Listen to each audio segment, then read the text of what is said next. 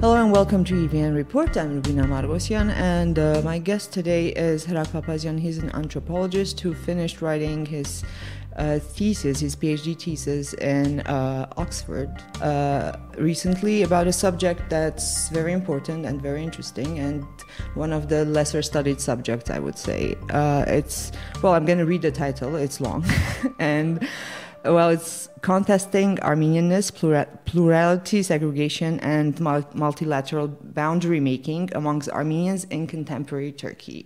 Thank you for being here, Herak. Thanks for inviting me. This is a study that is being done anew, I think. There is not much to go on. There hasn't been studies done on Armenians in Turkey so much, especially the groups you are taking into consideration, and we'll talk about that. So tell us a little bit more about who were you working with? Which groups of Armenians in Turkey were you working with? Okay. Once again, thanks for the invite. For inviting me. We've been trying to get you to come for a long time. I know. Yeah. I was just busy with the dissertation. That's why. Whom I'm dealing with, you're right that it is, as to my knowledge, it is the first one in its scope in terms of addressing three factions or kinds. I don't really like the word kind. I prefer just to call them three factions of Armenians living in contemporary Turkey. There have been, I'll come to them in a minute, but there have been some studies, especially recently, on Armenians in Turkey, especially after the opening of Turkey since the late 1990s, the early 2000s, with the discussion of the genocide, the history of Armenians. It brought eventually to the study of Armenians in Turkey, but mainly was limited to the Armenians, to the Istanbulite Armenians, Bolsa Hayer. That is the traditional, conventional type or kind of Armenians of Turkey, that is Christian Armenian citizens of the Republic of Turkey, right? There have also been some researches, not really published, but like mine, doctorate thesis or master's dissertations on the migrants from the Republic of Armenia. And there have also been some studies on the Muslim or Islamized Alevi Armenians.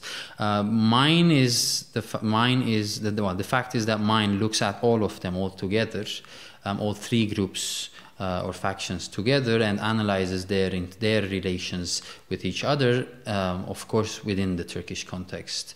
So of course not, I look at them always taking into consideration the fact that they are in the Republic of Turkey. Now, yes, if I come back to them, who are these three factions? Yes, the first one is the traditional Christian Armenian community of Turkey, those whom Lernaik Mekciolu calls minoritized, because they became a minority through state actions, by the genocide, and then with the establishment of the Republic of Turkey, they were categorized officially as a non-Muslim minority. So that's one of them. Now mostly they are residing in Istanbul, mostly like above 95% of them, though there are some small pockets of them living in various towns and villages in Anatolia. The most famous one is Vakıflı village, but there are also smaller communities in Malatya, Kesaria, Kayseri, and other places, even Kastamonu, etc. So that's one group.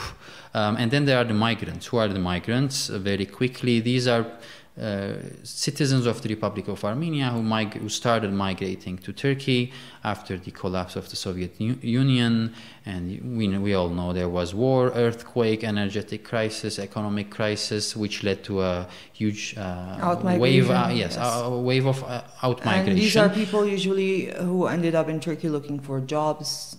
Yes, it's labor migration. It's 99% of them labor migration. There are some cases of students going to do masters, especially in Turkish studies, etc. I also have them as part of my research participants, but mainly the migrants. There are the labor migrants. So yeah, they have started to migrate since the 1990s.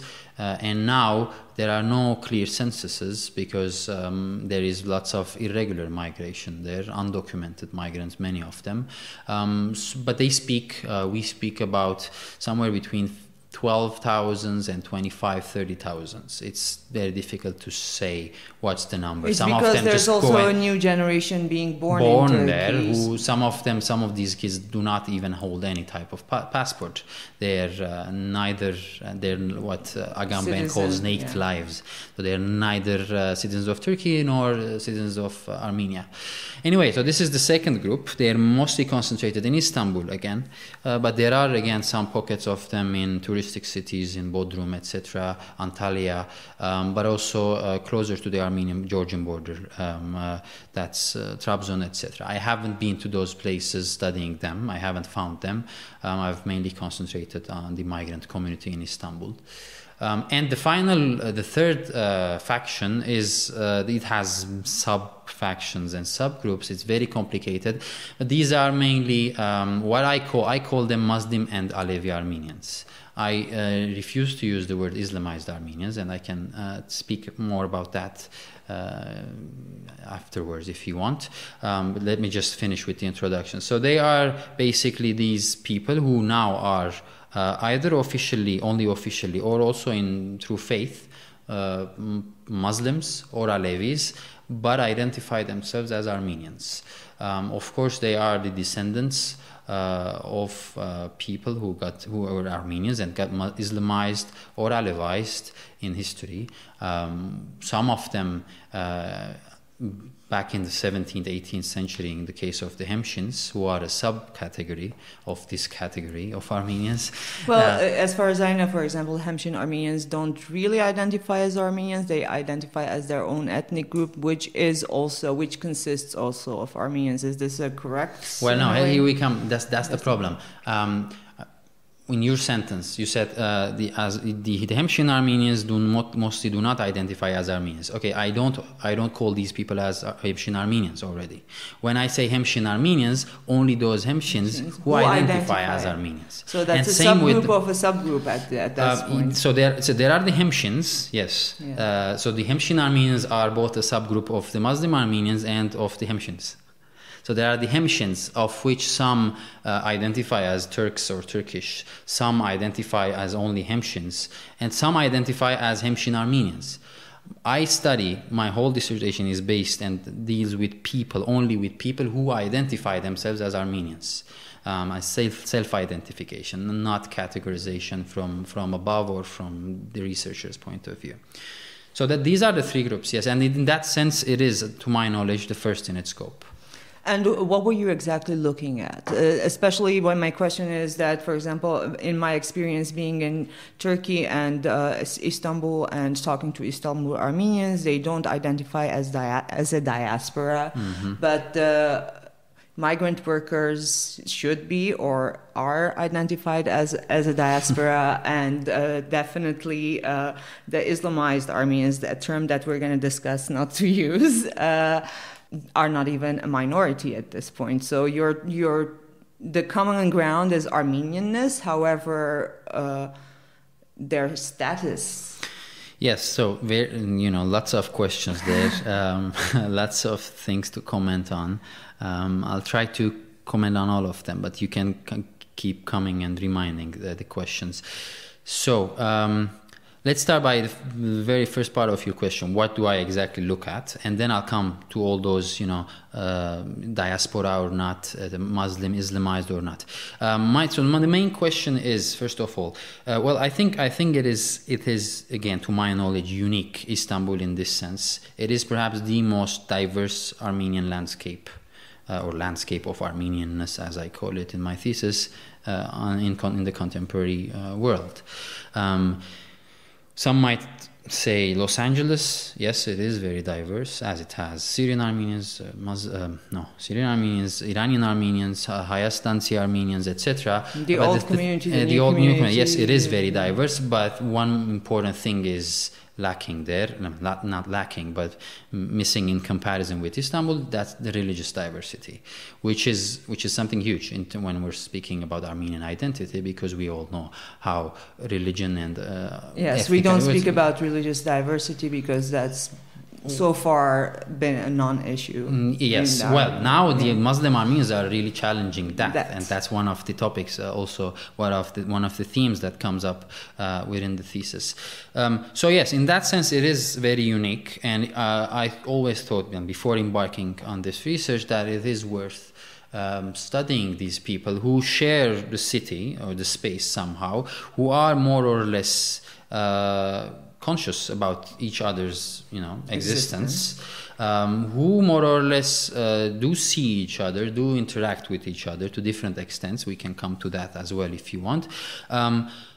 But how do these different factions identify? How do these different factions define Armenianness? Is there one type of Armenianness? The short answer is no, of course. But then how each of them how is the Armenianness or the Armenian identity of each constructed historically, socially, culturally? And then what happens when these different constructions of Armenianness come to clash or encounter each other in contemporary Istanbul, which in itself, Istanbul, politically speaking, socio-politically speaking, is a hotspot, right? A very interesting location. So what happens? And from my initial observations, it was clear that there is some intra-Armenian boundary making there. So these different factions of Armenians in Istanbul drawing clear social and symbolic boundaries between each other, not really accepting each other's Armenianness or seriously questioning each other's Armenianness, and physically, socially, drawing clear boundaries. You cannot come. We don't want you to come to our school because we don't consider you to be the right type of Armenian, etc. So, and the main question comes: how to explain that segregation? So it's mainly about the boundaries and not the connections. I look at the connections. But yes, mainly. So no, let's put it this way. I study their relations, and it turns out that there are quite rigid boundaries that have emerged during the last 2 decades. And I try to study the reasons and to explain why have these boundaries emerged, which is a general anthropological, sociological question. And of course, there's lots of theory. And what are at the basis of these boundaries? What are the basis of these boundaries that are being constructed, probably as we speak? Okay. For that, we have to first of all answer the first question, which is to understand how each of them construct Armenianness. And then when we realize how each of these different factions have constructed Armenian identity, we realize that there are different Armeniannesses in that landscape, which are at times mutually incompatible. And mutually, contradictory, mutually rejecting, challenging. And that's why my thesis is called Contesting Armenianness. So there is a debate over Armenianness. What would and be an Armenian example identity. of incompatibility in this case? So let's come and describe the three. Sorry, I'm going to go a bit into details because it's a whole thesis and it's very much linked to each other. So it's not like separate chapters, to which we can, of course, we can read them separately.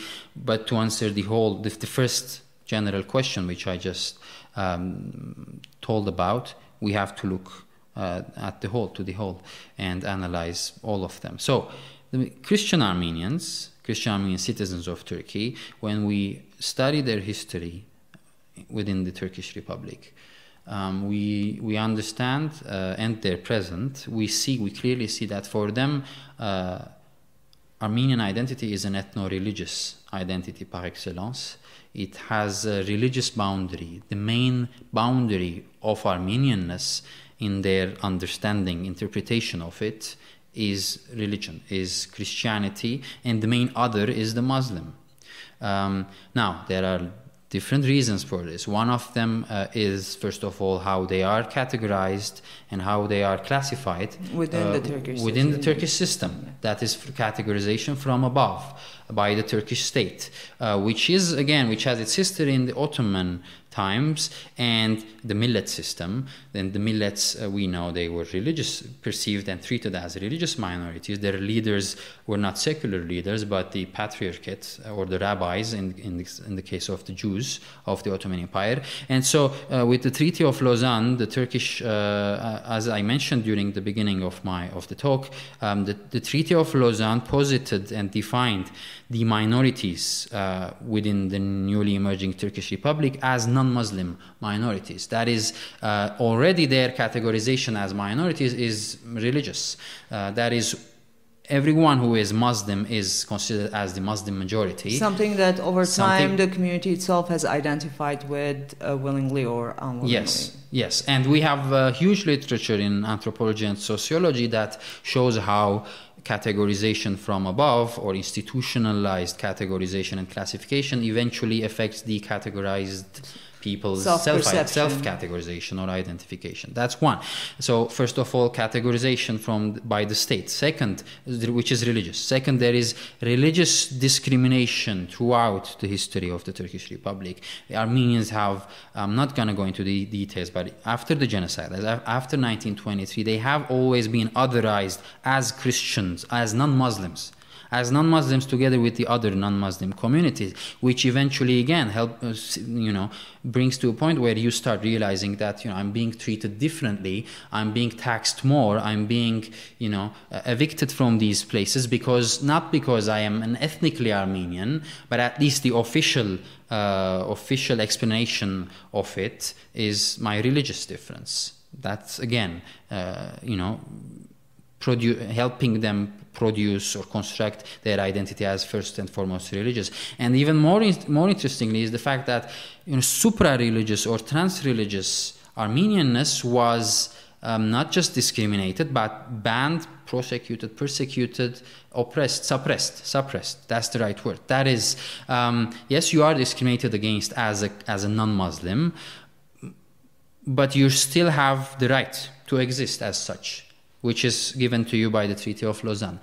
But do not even try to think of transgressing those religious limits of your identity. And so, no religious moderation. So what's the most accepted form. Yes. So stay within the limits of religious identity, and otherwise try to become Turkified. So we're Turkifying you. The only difference we accept, though we keep discriminating against, but we accept officially, is religious difference. Otherwise, you have to become a Turk. So don't think of Armenians, don't try to be an ethnically or nationally or nationalistic Armenian. No history of Armenians in the schools. You can teach religion and the history of the Armenian church, but that's all, period. You cannot go beyond. So no mention of the history of Armenians, no mention of Armenia as a land, no connections with Soviet Armenia whatsoever. All those have been suppressed. No political parties, no secular organizations. You can become an Armenian as long as you are and this expression has been given to them. I've heard from several of Christian Armenians in Istanbul, as long as you are the Christian version of the Turk. So you are Christian Turks. Imagine yourselves as you are Christian Turks. That is why, books about Armenian history have been confiscated, have been burned, whereas Bibles have not. Okay, so that is why you cannot, speaking Armenian in public at different periods in the history of the Turkish Republic has been banned.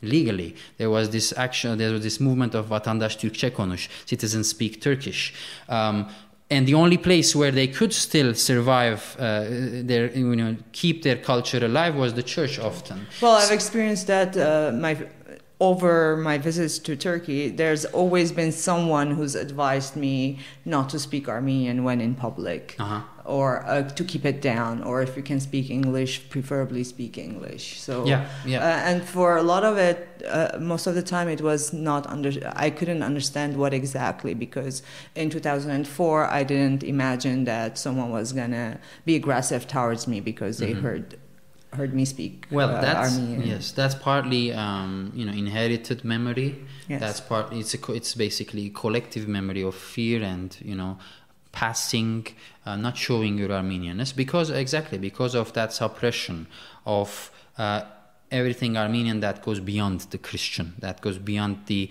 communitarian, sectarian, religious level of Armenianness. Well, the citizens of Armenia who migrated to Turkey, so they have a completely different background. We're assuming that coming from the Soviet Union, religion was not a big part of their identity to begin with.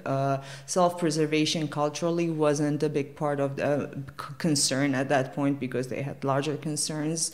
And connection with the state did not exist at that point. Which with state? the Turkish state. Yes, so now you're coming already to the comparison. I'm going to very quickly try to finish the Christian Armenians. So all those external factors, in addition to that, internally today, all that I was speaking about was, again, mostly historical. But today I have also realized or witnessed that there is an experiential pairing of Christian Armenian pairing. That is, they experience Armenianness always in tandem with Christianity, and they experience Christianity always in tandem with Armenianness. For them, the space of Armenianness and the space of Christianity are congruent. That is why, for instance, I would hear a parent telling her child in Armenian in the church, «Հոս եկեղեցի է, հայրեն խոսիր դղաս, հոս եկեղեցի է, եկեղեցի մեջ հայրեն խոսենք». And she wouldn't tell so whenever 5 minutes later when they come out, because that's not. So speak Armenian because we're at church. Because that's the space of not only religion, but that's the space of Armenianness and of Armenian identity. Language. So all these have led to a level where cognitively, I argue, for them, cognitively, they're related, Armenianness and Christianity. So for them, to conclude, Armenianness is an ethno-religious identity, and the boundary of it is clearly religious. It's clearly the boundary between Christianity and mainly the main other, Islam. So how would you expect these Armenians to treat other Armenians who claim to be Armenian, but who at the same time say that they're Muslims? And this causes a cognitive dissonance for the Christian Armenians. I've heard many of them tell that, come on, let them choose. Let them make a choice. Are they Muslims or Armenians? Because you cannot be both in their own understanding of Armenianness, which is partly shared among other Armenians elsewhere, Lebanon, even Armenia, but not to this extent, because in their case, as I just explained, that's how it's been, That's the construct. Yes, constructed. For the Muslim Armenians, it's mainly, of course, it's not constructed, around religion. On the contrary, they have, or their ancestors have taught often that by leaving their religious identity behind, they can, transgress or transpass Armenianness and be considered as non-Armenians and stop being discriminated against. But their histories have, they always constantly got proofs that. That's not exactly how it works, and which eventually leads them to an understanding of Armenianness that is mainly based on what they call irk in Turkish, which means Arabic, which can be translated to race. Of course, I don't mean here by race, not in the Anglo-Saxon context of white and black and mainly phenotypic and skin color differences, but something that is identity that is based on your lineage, on your ancestors. They would even speak about being genetically Armenian, Ermeni soyu, that is Armenian lineage, which they eventually, through their life stories, which I can give many examples, but I really don't have time, I guess, they eventually learned that they cannot escape their Soyan lineage, no matter how much they insist. All right, let me tell you just a story of one person, Asadur, 70 years old when I met him. This guy lives in Malatya. He's Muslim. He is Armenian. He knew nothing about his Armenian. So he's Armenian because he identifies himself as such. And as I said in the beginning, I reject to categorize all Islamized Armenians or all descendants of Islamized Armenians as Islamized Armenians or Muslim Armenians today. Anyway, he considers himself to be a Muslim Armenian, and so he knew nothing about his past until he was 16 when he was playing with a cousin or a friend in Malatya, and he was called Dönük, and Dönük means convert. but with a negative connotation. And he was, of course, insulted. And he ran to his mother and asked his mother, what's this about? The mother tried to say, no, forget about it. There's nothing as such. But he insisted, and he even threatened that I won't go to school on Monday if you don't tell me what's the story behind this. And the mother gives up and says, go ask your uncle. He meets his uncle after the Friday namaz, when the uncle comes out of the jami, of the mosque, and the uncle already knows that he's learned somehow about the word dönük, and he makes him promise that he will not tell the story to anyone for 25 years. And that's what he has done. And if it weren't the 25 years, he wouldn't come and spoken to me. He wouldn't given me an interview. So he learns that basically they have Armenian lineage. Both sides, some part of the family has been converted during the Hamidian massacres in the 1890s, and part of it during the genocide. They got married because no one else was taking them. See, again, discrimination. No. Although they were Muslims, but no one takes a bride, a girl. That's how they speak. That's a gender issue there. But anyway, no one takes a bride from Ermeni asıllıs, that is original Armenian. But then he learns about all this, and then he again tries to put that aside. So he tries to escape that, avoid that, and he goes and he applies. He wants to serve in the Turkish army. He wants to become a pilot. Accepted. And he gives all the exams. He's very well at school, but he's not accepted. And there's no explanation. And the only explanation, when he insists to get an explanation, they say, you're at the end of the day, you're Armenian. You have Armenian roots. Here's the second time. So how is this documented? Generation after generation, how would this information still persist? And it's in the state records. They keep the records, and it was recently revealed. Documents were finally surfaced. There was even codes, and then Taner Akçam wrote about how all that was codified, and all converts were followed even before the establishment of the Republic. So the end of the genocide, it's still Ottoman times.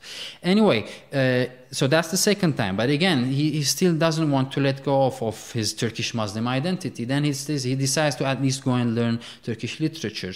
That's how he goes to Ankara. He starts studying there, but he eventually gets in touch. The 1970s and 80s come, and there was lots of tensions between leftists, far right in Turkey, lots of political actions, the Kurdish movement, and he gets involved in those movements. But again, so he somehow escapes that. But finally, later on, he gets jailed, and there comes a list on media of terrorists. Okay. That's how they called by pro-state Turkish media, and then he reads the names, and there is his name as well. But in comparison to the all other names, he has an additional adjective there. That is Ermeni dölü.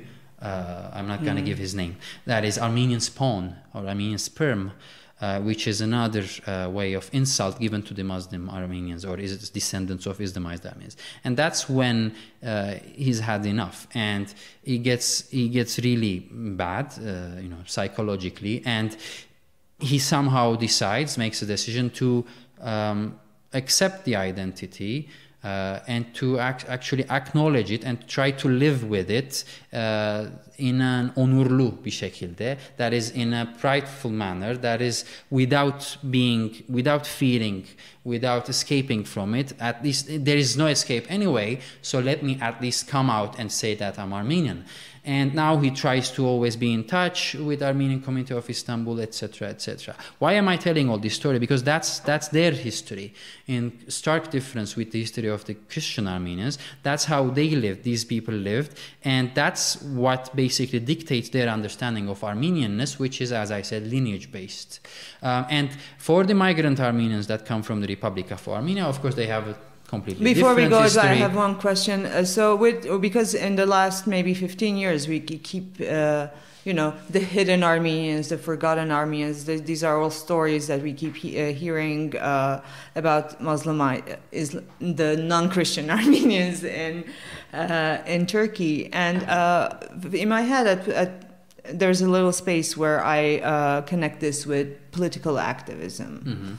Is it in any way Who's by whom? by people coming out and saying yes, we have Armenians? Of course. There's also kind of a result of the political developments. It is, in yes, Turkey. it is. Of course, it is. And as I said, I am what I'm telling here now. It's still superficial, because always I look at how the Turkish context and the changes within the Turkish context have also supported all these developments. Even the diversification of the Armenian landscape of Istanbul itself is made possible by the changes in the Turkish context, starting in the late 1980s and then the 1990s, where ethnic civic movements, identity politics started get boiled. Kurdish movement played a big role, especially for these Muslim Alevi Armenians, many of whom live in Kurdish populated regions within Turkey. So yeah, I think that's what you were asking about, right? Yes. So how did because in my head also after the Hrant Dink's assassination, also there was another wave of we kept hearing of more people. So and that more opening, groups yes, definitely that opening, that temporary opening. Now it's the situation is it's crumbling again. With the drift towards authoritarianism during the last 3-4 years. But that opening, of course, helped them to finally, encourage them or empower them to come out, of course. But also the Islamization of Turkish society empowered especially the Sunni Muslim Armenians, because as Islam became the main identity of Turkey, it came at the forefront. They got again empowered when they thought, well, we can come out and say, hey, we might be Armenians, but we're Muslims at the end of the day, right? And this is an Islamic Republic. That was the trend, that was the discourse, right? That also, of course, contributed to their emergence.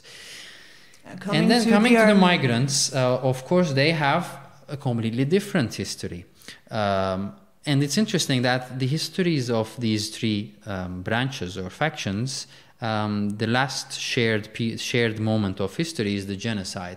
That is what separated them, as some of them remained Christian, many others became Muslim, and many others migrated to even what became the Republic of Armenia. Like my own family, one branch of my own family. But so all groups have some links. Even the migrants who are now in Istanbul, many of them are from Gümri, etc. And so they have, again, that's when they got detached. Yes. But the interesting is that now they come and they reunite. But that gap, that 70, 80, 90 years, century-long gap, has done has made a huge difference. And so their history is one of Soviet history, and their construction of Armenianness is completely different. And I'm going to say it very shortly. The main pillars of Armenianness for them are, first of all, Armenianness has to be by blood. It's genetic, it's biological. But then there are certain quite strict expectations of Armenianness. And two main pillars are, one, the homeland, or Armenia. So for them, they construct their Armenianness very much on Armenia, belonging to Armenia as a living homeland, as a state. And second, to my surprise, morality, Armenian morality, especially what concerns gender and kinship roles and expectations. That was new for me. I wasn't expecting that, but I think people familiar with the culture of Republic of Armenia might not be as surprised. Apparently, they have conceptions of Armenian traditional moral norms. And it's not about morality per se. It's always linked to Armenianness. So when you come out of that moral boundaries, you've also come out of the boundaries of Armenianness. Now, we've got all these three different types of Armenians and Armeniannesses coexisting, and imagine how they would interact each other. Of course, the Christian Armenian for whom the boundary is religious would have serious problems with non-Christian Armenians, as I said. On the other hand, the migrant Armenians would see Armenians of Turkey, citizens of Turkey, Bolshahis, being different in terms of morality again. gender roles and expectations. So what type of Armenian is that? Especially being different when it comes to feelings of belonging or unbelonging towards the Republic of Armenia. And here we come to your first comments about being diasporic or not. And I can again speak about that for another podcast. Yes, that's another podcast. If you want, we can just give a whole one to that. But basically, when they see that many Istanbulite Armenians would identify more with Turkey rather than Armenia, or would not consider themselves to be the diaspora of Armenia, or would not consider Armenia being their homeland, or would not even care about Armenia. Of course, some of them, not all of them, and that's also changing during the last years. But anyway, when they see, the migrants see these types of Armenians, they, what type of Armenian is this? For instance, one of the migrants would recall how his local Armenian boss, and here there's a layer of class relations, employer-employee, because most of the migrants work for the local Armenians. But again, that's another chapter or subsection. He was, for instance, recalling how his boss, in front of non-Armenian Turkish other employees, co-workers, when he was complaining, Karen was complaining about Turkey, the boss, who was Istanbulite Armenian, told him, if you don't like it, go back to your homeland. And that's for him, he said, how can I consider him to be an Armenian? When did that become my homeland and not his anymore? And how is this his homeland and not that his homeland? Then if this is his homeland, and if that is how he is treating his homeland and me in front of Turks, then what's the difference between him and the Turk? I cannot consider himself to be an Armenian, again. And as I said, in terms of morality as well. So all this is... And in terms of morality, we're talking about having a family set up more patriarchal, as we see in Armenia. Yes, for instance, the women, most of the migrants, by the way, are women who work as domestic servants within the houses of local Christian Armenians. That's why they interact a lot with them, and they see how different they are in terms of what they call morality. And they women themselves would tell that, this is not Hayavarichi. This is not Armenian-like. I don't know how to translate that. The way women and men, for instance, Istanbulite Armenian women and men, communicate. The fact that they see that they would say, here men are like women and women are like men. Husbands are like wives and wives are like husbands. That's not possible in an Armenian family. How can the wife respond or comment on what the husband says? That's not what we're used to. And this is probably coming from a woman who's supporting her own family single-handedly by working in another country. Yes, that's again a very big topic to dive in. But the thing is, it's not. They don't just comment about their morality, but about their Armenianness again. They link that. I would keep asking them, okay, you say all that, but is all that related to Armenianness? And their answer is very clear. Yes, it has, because that's by law. And I would ask, which law? And they would say Armenian law. So that's another reason. If we try to conclude, coming back to my title, there is the word multilateral there. Yes. So till now, I was explaining just a bit of theory here, if you allow. I was explaining the drawings and makings of these intra-Armenian boundaries on a bilateral level, on a linear level. That is, Christian Armenians versus Muslim Armenians, their differences, the differences between the conceptions of the two of them in terms of Armenianness. There are also instrumental calculations, issues of resource competition, the fact that how many Muslim Armenians could come to our schools. We don't have enough resources to sustain ourselves, but I'm not going to go into that now. But there is also, I argue that, and usually boundary making is analyzed in this way, bilaterally, but there's also another boundary that always comes in and influences the boundary making between the Armenians, and that is the boundary of each of them with the Turk or with the Muslim or with the Turkish state. And I argue that boundary making, social boundary making, is if not always, at least often multilateral in that sense. That is, whenever Group A is constructing a boundary vis-a-vis Group B, it is doing so always taking into consideration its boundary with Group C. That is why it's always multilateral. If I give it only, and I see this in all relations between all of these three groups, in all types of permutations, but I'm going to give just one example.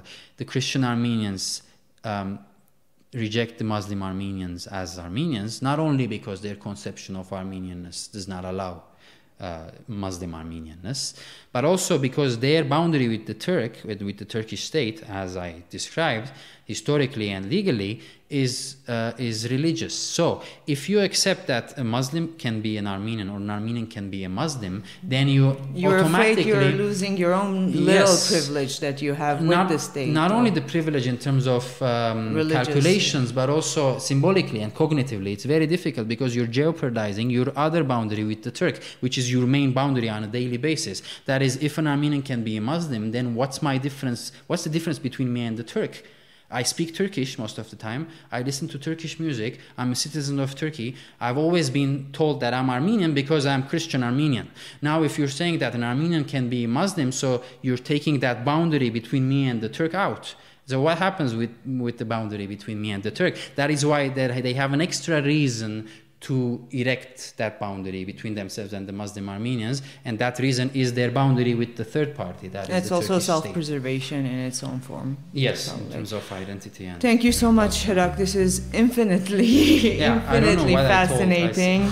I hope it's published soon. I hope we get to read more in details. Meanwhile, let's agree to have another conversation about this. Why not? Okay. Thank you. Thank you for Thank you very much having me here.